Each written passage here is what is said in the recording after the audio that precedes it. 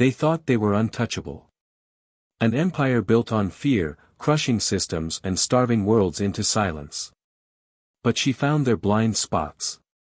She slipped through their networks, turned their weapons against them, and made them bleed. Now the empire is hunting her, burning everything to catch a ghost.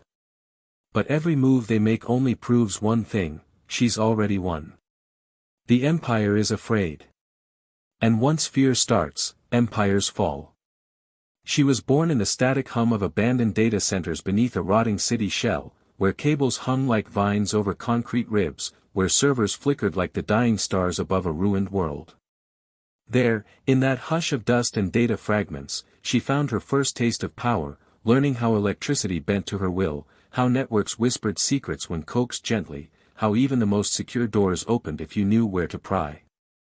Before she ever touched the empire's skin, she touched the edges of its shadow. She found broken feeds of supply lines dragging iron to the orbiting factories that littered the sky like tumors. She traced the pulse of traffic from the slums to the magistrate towers, counting the slow, choking rhythm of a civilization that only knew how to devour itself to survive one more day. She saw the empire's algorithm sorting humans by birthright and debt, by bloodlines and breathing privileges, turning every life into a line of digits on a ledger that no one could challenge. She was 17 when she realized the empire's spine was not in its armies, nor in its fleets parked in low orbit, nor in the cold enforcement of its debt collectors with their black metal eyes. The empire's spine was its network, its constant, churning feed of data, the silent language of power passed through cables under oceans and between stars. The empire thought it was immortal because it owned the data, but data can be stolen. It can be bent. She learned that with each stolen breath she took inside forbidden directories, with each firewall she cracked and left untouched, memorizing the layout of the empire's innards like a hunter learning every vein inside a beast. She began to map the empire not as territory but as code, as signals, as vulnerabilities, as a vast latticework of blind confidence and layered overconfidence. She saw the empire's faith in its encryption, and in that faith, she saw the cracks. When she slipped into the empire's border logistics for the first time, no alarms sounded. No eyes turned. No security sweeps shifted patterns. She was a whisper in a crowded room, a breeze in the tunnels of a buried city, a signal embedded in the constant hum of orbital traffic reports. She tasted the empire's heartbeat there, how it tracked every citizen's ration shipments, every off-world shipment of medical nanites, every scheduled planetary blackout, every family's assigned oxygen quotas. She took none of it, leaving it untouched, a careful observer, because the first lesson of power is that you don't take, not until you know how to keep it. She spent a year learning, memorizing every subsystem, every alert protocol, every redundancy woven into the empire's logistics net, the secret backbone that kept its citizens compliant and its worlds quiet. She learned how disaster relief allocations were tied to census control, how blackouts were used to force submission before tax days, how every life was a variable managed to stabilize the system's resource flow, to extract the maximum compliance while avoiding riots. She saw how the empire believed itself untouchable because it could ration hope alongside water, because it could flicker power grids like blinking eyes, because it could freeze entire sectors with one subroutine to ensure the others remained silent. But she was patient, and patience was rare in the empire. It was rare anywhere humanity fought for scraps under boots they could never see. She found the breach not by forcing it, but by watching a single system update. It was a routine patch in a remote sector, nothing significant on its face, but the empire, in its hunger for efficiency, left ports open for a heartbeat longer than it should have, trusting that no one was watching because no one could watch everything. In that single exposed breath, she slipped inside, anchoring herself into the empire's logistics backbone, an invisible seed planted deep where no purges would find it. She was inside now, and there was no going back. There, in the quietest, deepest parts of the empire's data arteries, she began to build her foothold. She used abandoned protocols that were still trusted by ancient subsystems, relics of old wars when the empire first consolidated its hold on the stars, exploits forgotten by engineers too young to remember the architecture's infancy. She created blind spots in the Empire's monitoring system, subtle and undetectable, so tiny that they were smaller than the routine glitches the Empire ignored. She made the system believe these anomalies were normal, so they would never be flagged for deeper analysis. Once she was certain the system accepted her presence, she began to copy. Quietly, slowly, the smallest fragments first. An oxygen ledger here, a shipment manifest there, a census schedule elsewhere. Over months, these fragments became a map of the Empire's supply lines, its emergency protocols, its troop deployments, its rationing schedules, its tax extraction routes, its medical distribution patterns, and the weaknesses in each. She learned where the Empire hoarded food reserves, where it kept its medical stockpiles hidden from its own people, where its debt enforcers staged their equipment, where its starship patrols rotated with gaps between sectors. She became a librarian of the Empire's secrets, building a living codex of its lifelines, not because she intended to sell it, nor to dismantle the Empire in one violent strike. She gathered this because she knew knowledge was the only tool sharp enough to cut the Empire's throat without being noticed. In the dead hours of the night cycle, when the world above lay silent under the glow of the Empire's orbiting dreadnoughts, she trained herself to see the Empire's movements as patterns, to predict how it would respond to emergencies, how it would deploy drones to quell dissent, how it would adjust ration levels to punish rebellious districts without risking revolt. She learned its strategies of starvation, its tactics of blackout-induced compliance, its algorithmic predictions of human panic. And in that learning, something hardened within her. She saw how it would take only a gentle touch in the right places to make the Empire stagger. She saw how its weight was balanced on fragile logistics, how its entire system of oppression could be twisted by simply moving its resources where they were needed most, or denying them at the perfect moment, or rerouting them to the desperate, the ready, the willing. She began to prepare, setting up hidden relay nodes inside abandoned satellites, embedding her code in the Empire's update schedules so that when the time came, her presence would flow through the Empire's own arteries unnoticed. She refined her tools, learning how to forge credentials that even the Empire's security systems would trust, learning how to piggyback on trusted communication channels used by its high-command logistics coordinators. She was patient, but her patience was not passivity. It was precision, and precision was something the Empire did not fear because it believed it could crush any threat with overwhelming force. It did not fear what it could not see, and it could not see her. When the time came, she triggered the smallest of signals, a single alteration in a single transport manifest on a border world scheduled for a tax extraction raid. The Empire's collectors arrived, expecting compliance enforced by hunger, but they found the warehouses empty, the reserves gone, rerouted days earlier to a hidden underground network that had waited for this moment. On that world, people who had been starving found hidden caches of food and water, hidden medicine and oxygen tanks, shipments the Empire believed were still in its control. The Empire tried to understand how it had failed, why its tax extraction squads found nothing but sealed warehouses, why its patrol ships found entire convoys missing without a trace. It began to scan its systems, to search for signs of infiltration, but found nothing, because she had learned every tool they used to search, and she had learned how to hide just outside their vision. She tested the Empire's response, measuring its reaction speed, its panic thresholds, its chain of command communications, its emergency logistics patching. She learned that the Empire was fast, but not as fast as fear. She learned that the Empire was thorough, but not thorough enough to see ghosts. She did not strike again immediately. She waited, letting the Empire settle, letting it reassert its control, letting it lull itself back into confidence. She became a phantom inside its systems, moving when the Empire blinked, learning with each pulse of its logistic heart. And so she prepared, for she knew that what she had done was nothing compared to what she would need to do.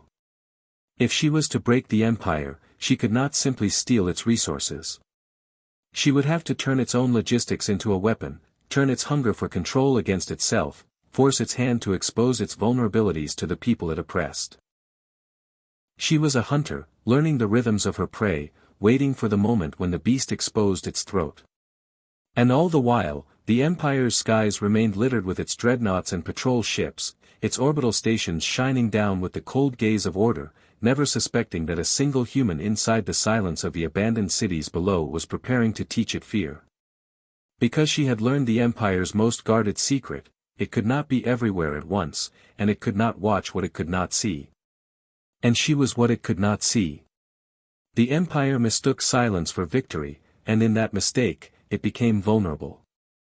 She watched from the shadows of its systems as it patched its logistics routes, as it scoured its databases for inconsistencies, as it blamed underlings and purged local administrators who failed to prevent the last breach. She saw how fear spread through its lower ranks, how middle managers tightened controls, how security protocols became harsher and more brittle in their attempts to catch a ghost. It was in that tightening, that brittleness, where she found her next openings. She learned that fear made the Empire sloppy. It rushed updates without testing them fully, deploying new monitoring tools that left temporary windows of vulnerability, small but present, as the Empire's systems integrated and proven security patches. She learned that in its desperation to reassert control, it became predictable, and predictability was a weakness deeper than any firewall flaw or credential exploit. She did not strike with grand gestures. Instead, she seeded 100 small disruptions, each too minor to trigger alarms, each dismissed as local incompetence or unavoidable decay in systems stretched too thin. A water filtration shipment redirected from a compliant sector to a neglected one, giving clean water to those the Empire had deemed unworthy of priority. A shipment of nanite filters for oxygen recyclers redirected to an overcrowded refugee platform, days before a scheduled purge the Empire had planned to thin the population without drawing attention. Each small act was a needle in the Empire's skin, too small to notice alone, but building over weeks into a quiet fever it could not explain. She learned the Empire's data correction patterns, how it identified inconsistencies and rerouted resources to compensate, and she used that against it, setting up phantom needs in sectors the Empire would scramble to fulfill, draining reserves meant for suppression and control. She watched the Empire's fuel shipments rerouted under false flags to distant outposts where resistance cells lay hidden, cells that had long lost hope of ever receiving support again. She saw the Empire's military ration stores dwindle as supply lines were delayed just long enough to prevent efficient troop deployments. She did not destroy the Empire's resources.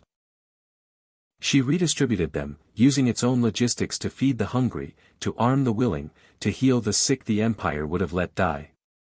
All the while, she remained invisible within the Empire's arteries. She became the rhythm of its data flow, the background hum it stopped noticing, the subtle flicker in its sensor reports that no technician had time to investigate. She learned to hide her footprints inside routine system updates, to mask her movements as checksum anomalies so minor they were discarded in overnight audits. And she waited, watching as the Empire's efficiency began to falter, as its local administrators reported shortages and delays, as sectors that had once been docile began to question why their oppressors could not keep them starving anymore, why suddenly there was enough water, enough rations, enough oxygen to breathe without fear. She watched as whispers spread among the people, stories of supply crates found in the night, of medicine appearing in abandoned buildings, of water filtration systems delivered by unknown hands. The Empire's control was based on calculated scarcity, on the precise measurement of deprivation, ensuring each sector had just enough to remain alive but never enough to rise. She was unbalancing that equation, and in doing so, she was unbalancing the Empire itself. She saw how local security forces began to tighten their patrols, how ration checkpoints became harsher, how curfews were enforced with greater brutality as the Empire tried to compensate for the quiet disruption of its control. She saw how these harsher measures sparked small acts of defiance among the people, how the fear that once kept heads bowed began to crack under the weight of rising hope.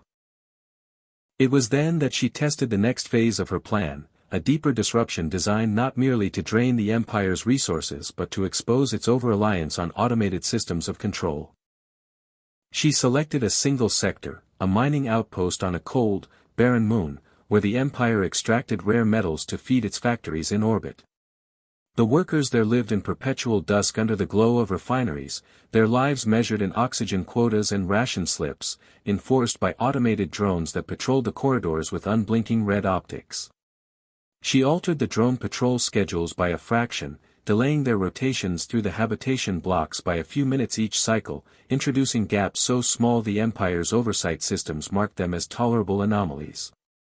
Into those gaps, people began to move, testing curfew boundaries, sharing forbidden gatherings in corridors once considered death traps under the Empire's watchful drones. She rerouted power allocation schedules to provide additional energy during the enforced dark periods, giving the people unexpected lights in the middle of what should have been blackout hours, letting them see each other in the glow for the first time in years without fear of drone detection. Then she adjusted the oxygen recirculation subroutines, ensuring that the sectors housing the sick and elderly received stable air supplies even when the Empire's protocols would have allowed them to falter during peak extraction cycles. She learned how the Empire calculated acceptable loss and erased that calculation, giving life where there was only meant to be silence. Each of these changes was small, deniable, hidden within the Empire's own tolerances, attributed to system glitches or routine degradation. But to the people, these changes were miracles, signs that the Empire's grip was not absolute, that the darkness was not as total as they had believed. She saw how hope spread, and with hope came the quiet defiance she needed. For she knew that if she was to break the Empire, she would need the people ready, not only with weapons or with stolen resources, but with the belief that the Empire could be beaten. She would need them willing to move, to resist, to rise, and that would only happen if they saw the Empire falter, if they saw its omnipotence crumble even slightly. The Empire, for its part, continued to search for explanations. It blamed faulty equipment, corrupt administrators, local sabotage. It dispatched inspection teams to investigate the disruptions, and she watched as those teams fell into the same blind spots she had created, unable to see the careful network of alterations she had woven into the Empire's systems. The Empire's strength was in its scale, but in that scale, it could not see the details, could not notice the fine threads she pulled one by one. She learned how the Empire investigated threats, how it deployed its security forces to respond to perceived sabotage, how it traced resource leaks and supply chain failures. She watched as the Empire's response time slowed, as it exhausted its investigative teams on dead ends, as it blamed the wrong people and purged loyal administrators for failures they could not explain. She was the architect of chaos, but chaos with purpose, with strategy, with a plan. She allowed minor alerts to slip through at times, crafting the illusion of a clumsy resistance movement the Empire could chase, a phantom for it to hunt in the wrong directions while she continued her true work unnoticed. She let the Empire believe in small victories, let it catch smuggled supply caches that she let fall into its hands, while elsewhere, larger shipments moved under its sensors, rerouted to sectors prepared to use them for the coming struggle. She understood that the Empire was not afraid of isolated acts of sabotage. It was afraid of patterns, of movements, of organized defiance that could spread. So she ensured that every disruption remained disconnected in appearance, each event random and isolated, every thread leading nowhere, while in truth, all were connected in the growing map she built, a web of resource networks, supply caches, hidden safehouses, and encrypted communication lines ready to activate when the time came. And while she prepared the people to believe, she prepared the Empire to fear. She fed disinformation into its lower surveillance networks, false reports of insurrection, of sabotage rings that did not exist, forcing the Empire to tighten its grip on loyal sectors, to drain resources in preemptive crackdowns, to exhaust its security forces in futile chases after phantoms she created with lines of code and carefully placed data anomalies. She learned how the Empire responded to perceived threats, how it shifted its logistics in fear, and in that learning, she discovered the Empire's deepest vulnerabilities. Its fear of losing control was stronger than its control itself. All the while, she remained in the shadows of its data streams, hidden in the pulse of its systems, moving with its heartbeat, shaping it, altering it, preparing it for collapse. She was patient, because patience was the Empire's blind spot. And she was ready, because readiness was what the Empire could never truly stop. The Empire believed it could contain disruption, that every threat could be managed in isolation, that its systems were resilient because they were vast. It believed that scale was safety, that redundancy was invincibility, that no human hand could push it to the edge of collapse. The Empire had never considered that its greatest shield, its complexity, was also its greatest weakness. She understood this in a way the Empire never could, because she had mapped its veins and arteries, had felt its pulse, had measured its breath. She knew precisely how long it took for the Empire to respond to an alert, how many resources it would dispatch to an emergency, how quickly it could reroute supplies to a starving sector. How slowly it recognized a threat when that threat looked like its own reflection. She knew it was time to push. The firebreak began with a single, deliberate fracture. A power grid on a border planet, already unstable, already prone to blackouts the Empire considered routine, suffered a collapse during a critical cycle when oxygen recyclers were near peak demand. The Empire's systems, following their programmed protocols, diverted emergency power from neighboring sectors to stabilize the collapse, unaware that those sectors had already been prepared with hidden triggers, designed to overload the emergency routes as soon as they came online. The overload spread like a silent wave, crashing across the sectors in a rolling blackout that the Empire could not immediately isolate. Automated repair systems kicked in, drawing power from distant backup reserves, but she had prepared those systems as well, redirecting the backup power to sectors where resistance cells had quietly prepared for the moment they would rise. In the darkness of the blackout, people saw something they had not seen before, the Empire failing, visibly, audibly, undeniably. They saw the lights flicker out in the towers where the enforcers lived, saw the drones drop from the skies as their power cells died, saw the fear in the eyes of those who once enforced the Empire's silence. In that moment, she sent hidden signals through the encrypted networks she had built, activating caches of stolen supplies, dropping them into the hands of those ready to act. Food, water, medical nanites, weaponized drones stripped from the Empire's own convoys, reprogrammed and redeployed. She did not order them to rise, she simply gave them the choice, the means, and the moment. And many chose. The Empire's response was immediate and brutal, dispatching enforcement squads to suppress the unrest, to seal off sectors, to reassert its control. But the squads found themselves slowed by delays in fuel deliveries, by weapons shipments that never arrived, by supply lines that bent under the weight of hidden sabotage. They found themselves facing people who were not starving anymore, who had water to drink and air to breathe, who could run and hide and fight because they were no longer living at the edge of suffocation. She did not intend to create open war, not yet. This was a test, a controlled burn designed to reveal the Empire's thresholds, to measure how far it would go to contain an uprising, how quickly it would deploy reinforcements, how many resources it would expend to restore the illusion of control. She measured the Empire's panic, its desperation, its willingness to sacrifice sectors to save others, its blind prioritization of productive regions over expendable ones. She saw how the Empire abandoned its promises of order to maintain its control, how it cut off oxygen rations to defiant districts, how it redirected food shipments away from unrest zones, enforcing hunger as a weapon once more.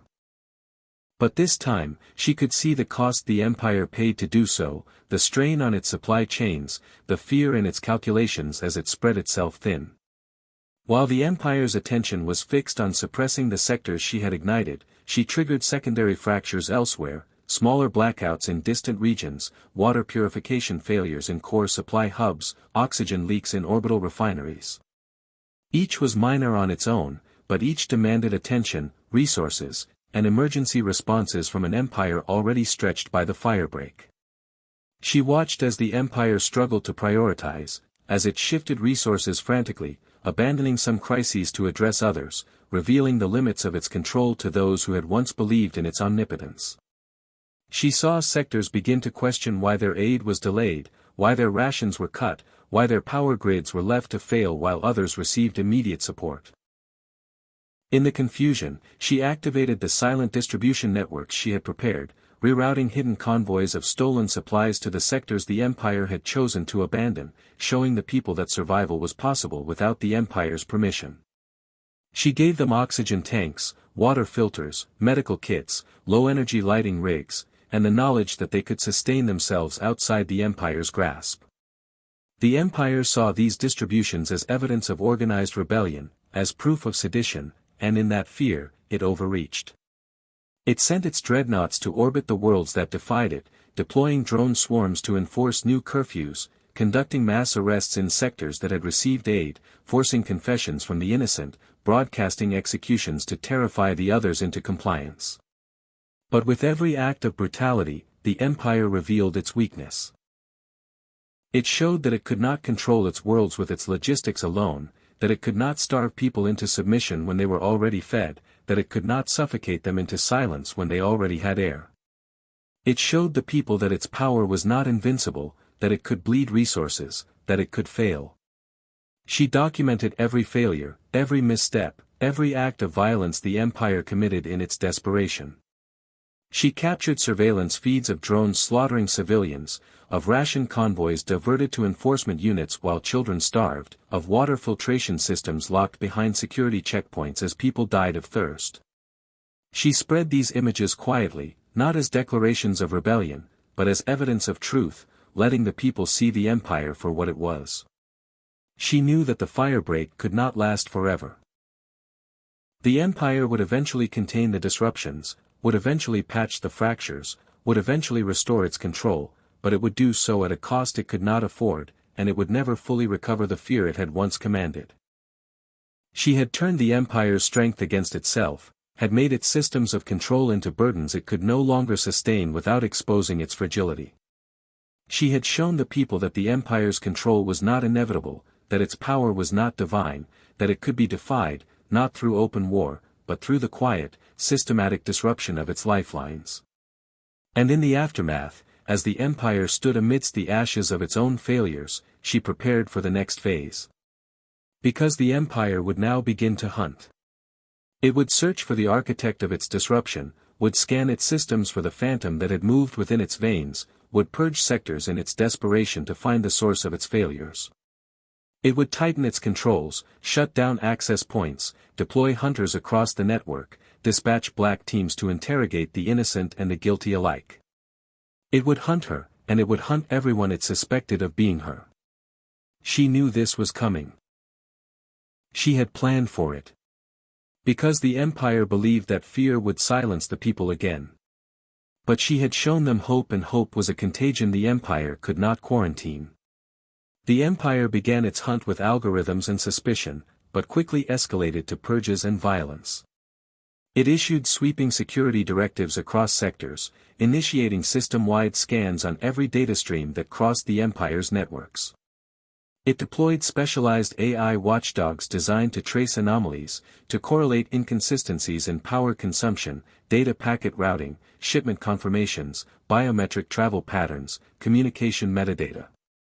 It activated dormant surveillance programs, expanding facial recognition and movement tracking, extending curfews, scanning retinal patterns at checkpoints, cross-referencing every identity in every corridor. The Empire's fear birthed a new wave of oppression. It deployed enforcers to arrest low-level administrators in sectors where the disruptions had begun, extracting confessions from them under threat of suffocation or starvation, forcing them to implicate each other, to name phantom conspirators who did not exist. The Empire interrogated technicians, logistics workers, drone maintenance crews, ration auditors, anyone whose job touched the flow of goods and data. It believed that if it could trace the fractures back to a single hand, it could crush that hand and end the infection of defiance. She watched as the Empire tightened its grip, as the free spaces between its fingers began to disappear, as it squeezed entire sectors into silence, flooding them with drones and black armored squads, cutting off external communication, searching for the phantom who had made it bleed. It shut down outer system data relays, reasserting its control over every node she had once used to move unnoticed, darkening entire branches of the network in its desperation to contain the invisible threat. The hunt swept through the Empire like a storm, leaving fear and silence in its wake. People who had once dared to hope found themselves facing the brutal reality of an empire that was willing to sacrifice entire sectors to maintain control. The Empire rationed oxygen again, enforcing loyalty by controlling the air people breathed, reducing flows to sectors under suspicion, declaring them quarantine zones in the name of security. It shut off water purification systems in regions where the hunt intensified, blaming resource conservation, while it sought to break the will of the people by thirst. It used hunger as a weapon once more, restricting food shipments, demanding cooperation in exchange for rations, using starvation as leverage against families and communities it suspected of harboring the unseen architect of its humiliation. She watched all of this from the shadows of the Empire's own systems, observing how fear reshaped the people she had sought to awaken. She saw some return to submission, heads bowed, voices silent, willing to betray neighbors for a promise of bread or clean water.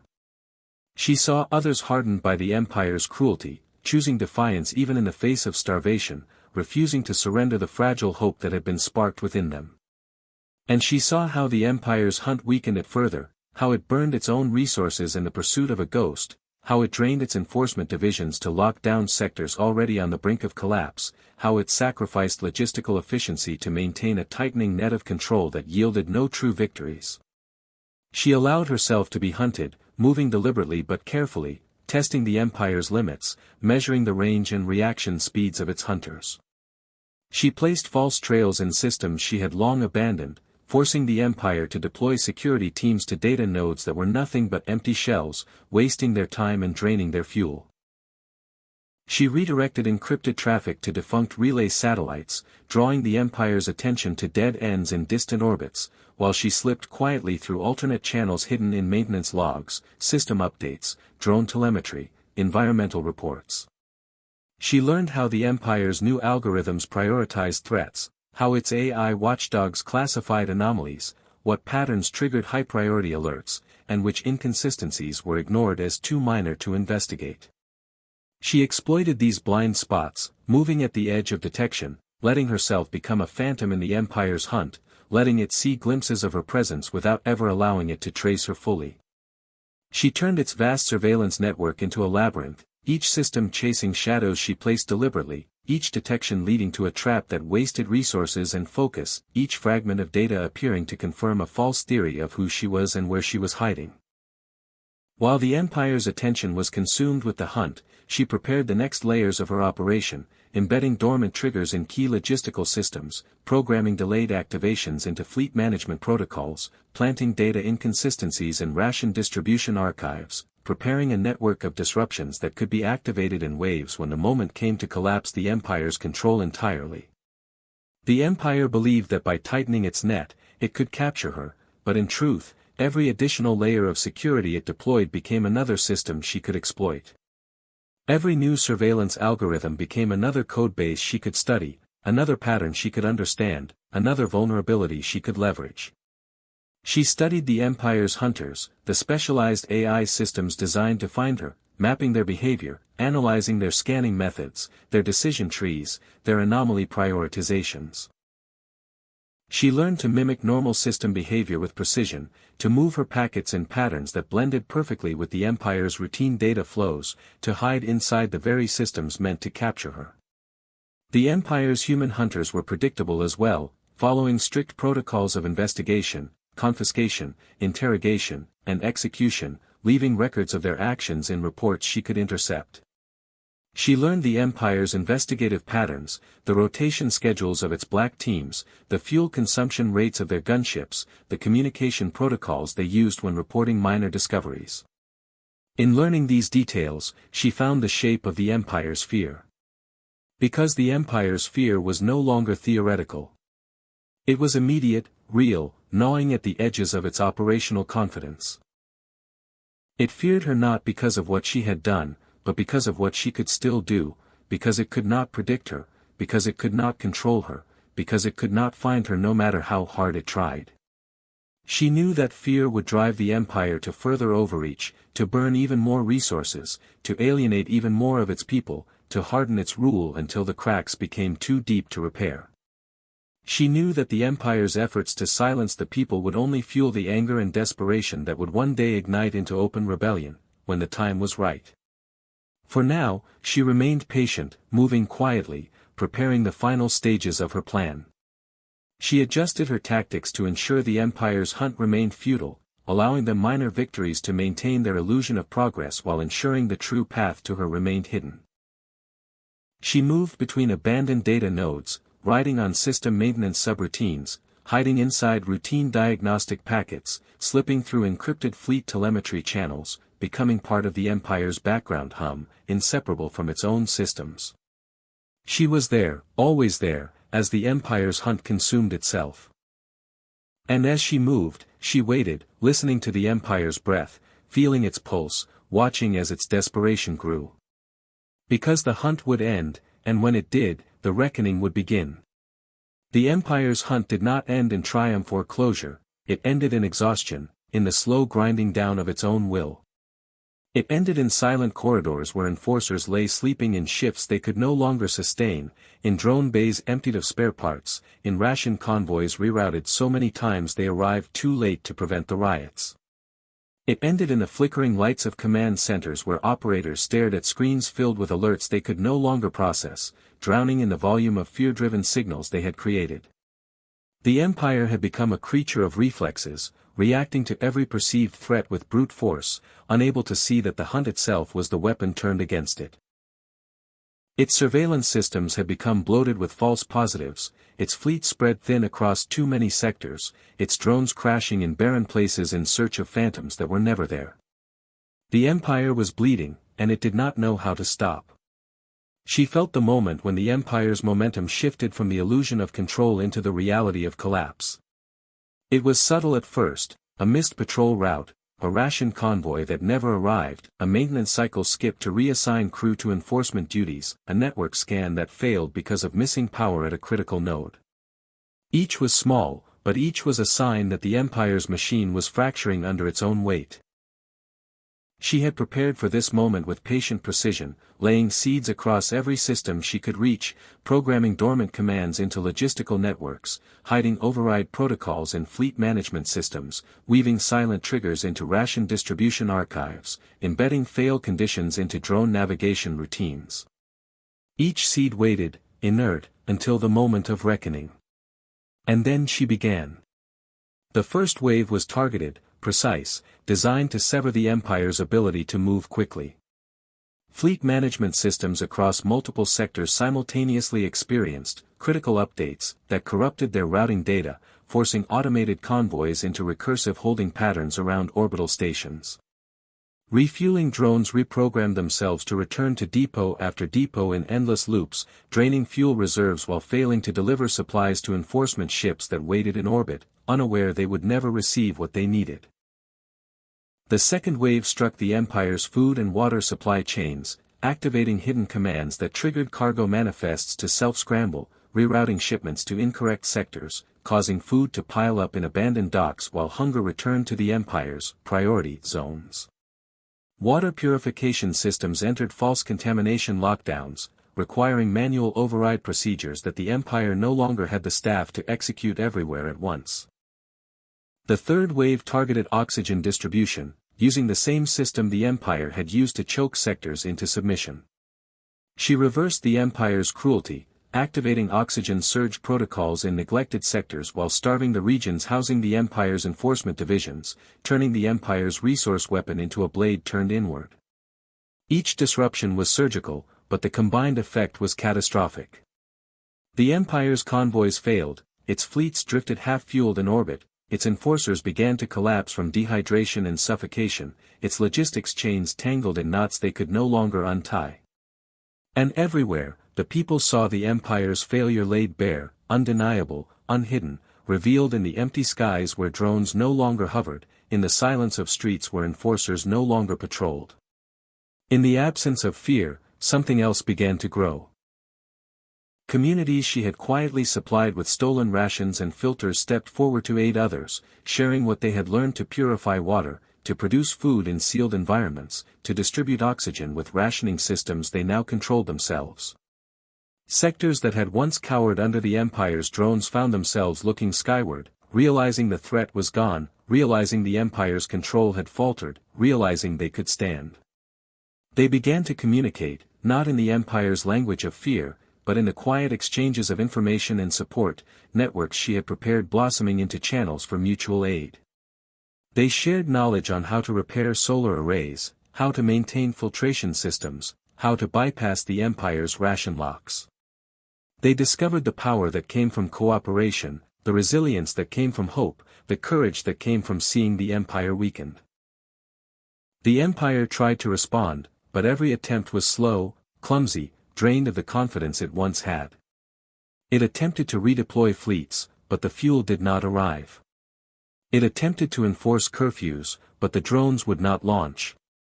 It attempted to shut down sectors in retaliation, but its override protocols were corrupted, and the people no longer listened to the commands that came from distant towers. In desperation, the empire attempted to isolate entire worlds, cutting off system access, locking down transport hubs, broadcasting threats of annihilation. But in its panic, it revealed the truth: it could no longer project power without sacrificing something else, and every sacrifice further eroded its authority. The reckoning was not an explosion, it was a collapse, a quiet failure that spread like a slow tide. It was the recognition that the empire's control was a performance requiring infinite resources to maintain, resources it no longer possessed. It was the realization that fear only worked when people believed the empire could follow through on its threats. She did not declare victory because victory was not her goal. She had set out to make the empire bleed, to reveal its weakness, to show the people they could stand without its permission. She had shown them how to take air, water, food, and power into their own hands, to build networks of resilience the empire could not control, to trust each other rather than the empire's promises. She became unnecessary. That was her final act, to remove herself from the equation, to allow the people to realize they could continue without her intervention, that they did not need a savior, that they only needed the will to continue, to organize, to support one another, to refuse to return to the silence the empire demanded. The empire remained, but it was no longer whole. It was fractured, brittle, its fleet stranded, its drones grounded, its enforcers exhausted, its people aware of its weakness. It was an empire that had hunted her, but in doing so, had revealed itself as prey to the quiet resistance of its own people. She moved through the remains of the empire's systems, witnessing the aftermath, the new networks forming in the gaps where the empire's control had withered, the quiet determination of people rebuilding their lives outside the shadow of fear. She watched as sectors traded with each other directly, as engineers reactivated local power grids with independent controls, as ration distribution became community-run instead of empire-controlled. She watched as the empire tried to pretend that nothing had changed, issuing proclamations and threats into a silence where fear no longer resonated, where people simply turned away and continued living. And then she let go. She disconnected from the last system she had inhabited, leaving behind the architecture of the resistance she had seeded, allowing it to grow in the absence of her control. She walked away from the networks, from the systems, from the hunt that had defined her. Because she had never wanted to rule, had never sought power for herself, had never desired anything except to break the illusion the empire had created. She had hacked an empire. She had made it bleed. She had forced it to reveal its fragility.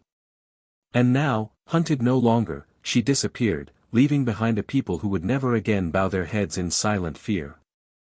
Because the empire had shown them what it truly was, and she had shown them what they could be.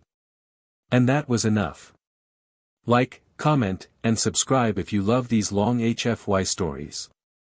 It supports the channel and lets me bring you more epic sci-fi.